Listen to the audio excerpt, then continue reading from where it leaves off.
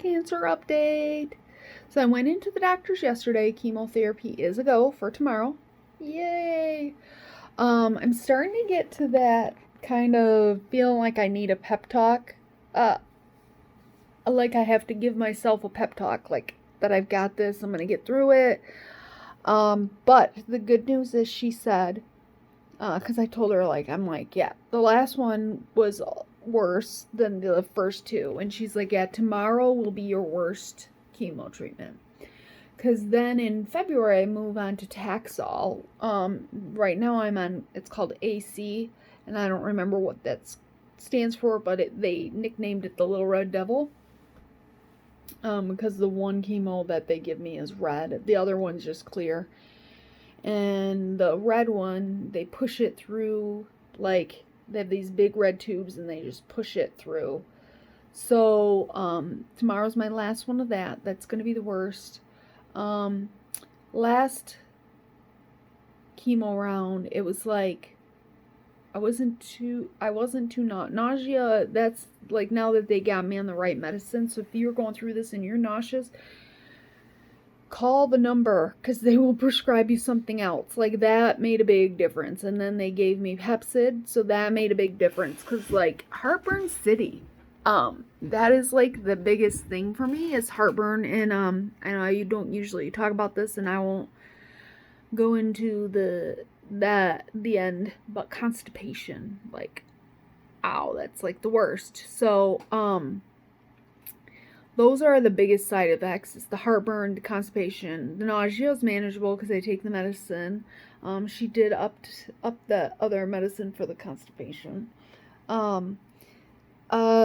My head's itchy all the time. That's not too bad. I just scratch it when it's itchy, and then I try to put I've put some hydrocortisone cream on it the one day, but that didn't really work. I was like, well, maybe this will work. That what it is my hair follicles are trying to get rid of my hair still. So, yeah. So I still have some peach fuzz, but if you look, like, there's a big bald spot, like here, and then a couple other spots in my head.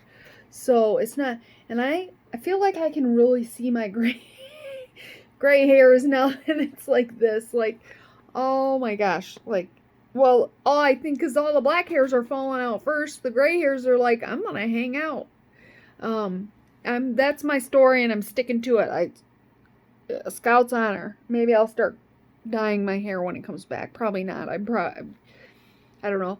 My eyebrows, I'm surprised I haven't lost my eyebrows and my eyelashes yet. I've been having eyelashes come out, but the eyelashes are still there. I have leg hair, but not as much leg hair. Like, I have patches of leg hair. It's funny. And I have patches of armpit hair. So, yeah. So basically, every time I shower, like, little parts of hair from all over parts of my body just kind of fall out. I still have, I didn't unfortunately get rid of this hair or this hair. Like, that's here to stay, I think. Like, I don't know, maybe it'll be gone. But the hair losing side effect to me, and I'm not discounting it. If your hair is really important to you, by all means, I understand that for some people, it's traumatic.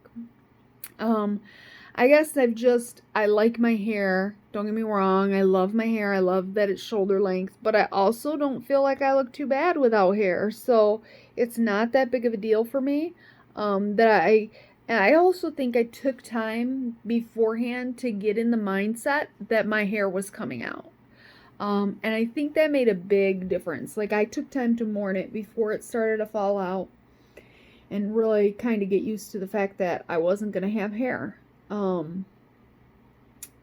Yeah, other than that, it's not really too bad. I think the worst thing is standing up too fast. I kind of get dizzy sometimes, so I gotta watch it so I don't fall. But they warned me that would happen, and last time it was the first time it happened, so I'm gonna kind of guess that it's gonna happen next time. And then I'm trying to think if there's anything. Oh, my mouth being dry. That's like, I don't smoke pot, but I did when I was a teenager. Maybe I shouldn't admit this online, but well, I guess it's legal here now in Michigan, so I don't smoke. But it's like that. It's like when you got cotton mouth. Like, that's how dry it is. So I'm just like forever. I had Biotin, so I'm trying to use that. I'm not getting paid to say that. I'm just saying that was what the doctor said to use. So, um, still feeling like a medicine cabinet. Like, I feel like you got like doctors, you call them, there's medication for everything. Got a hangnail? Medication. Got you know, like rash, medication. There's like medications for every single little thing, which is good because I can see how if you got a rash, you don't want to continue to have that rash because then, it can turn into worse, or maybe, I don't know what the reasoning with the rash is, but like, say you got a cut, you want to get that cut healed up so it doesn't get infected, you risk for infections. Taking my temperature every day, making sure I don't have a temperature. It's not too bad. I kind of feel like besides being tired, it's really not that bad because I take the medication and I stay on top of it. So that's the key. Take the medication and stay on. Oh, everything tastes like, not everything, a lot of my foods that I eat now taste like metal, which was something one of my friends warned me about. That sucks because, like, I went to eat a custard bun Sunday. Yeah, Sunday I went rogue, which is this is another thing. So I went rogue Sunday. I had a custard bun that tasted like metal. I was so mad. I love custard buns, and I don't normally eat sugar. I don't eat refined sugar. Most of my sugar comes from my fruits and vegetables, but Sunday I was feeling great, so I was like, I'm going rogue. So I had a custard bun. Then I had a red velvet cupcake. Then I had a white cupcake. And of course they had the sugar frosting. And then I had a chocolate muffin, and my blood sugar was still high from when I went in on Tuesday. So the doctor was like, don't do that. Don't do that no more. But also I think I ate before I got my blood drawn, so that might have been also why it was high. I don't know, because usually I eat, usually it's not, but it was a little on the high end, not like too bad. Not like diabetic high or anything like that, but I was having a party, like I feel like that's the key, celebrating the good moments. So that's what I was doing.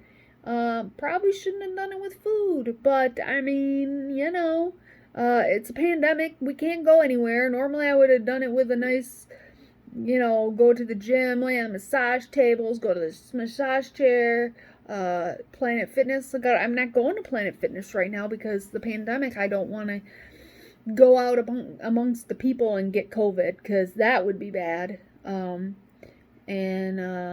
don't think, even though somebody my age could probably handle it pretty well, not on chemo. So, it's really hard to find some ways to celebrate. So, hey, if you got a way for me to celebrate my good moments, leave a message. By the way, don't say crafts. I hate crafts. I do not like to do arts and crafts. I feel like I go on Pinterest and I'm like, ooh, that looks cool. Ooh, that looks cool. And I'm checking off all the things. And then Monday comes, I'm like, yeah, no, I'm not going to do that. So, if you got any, or leave a comment below, like this, and I will talk to you soon.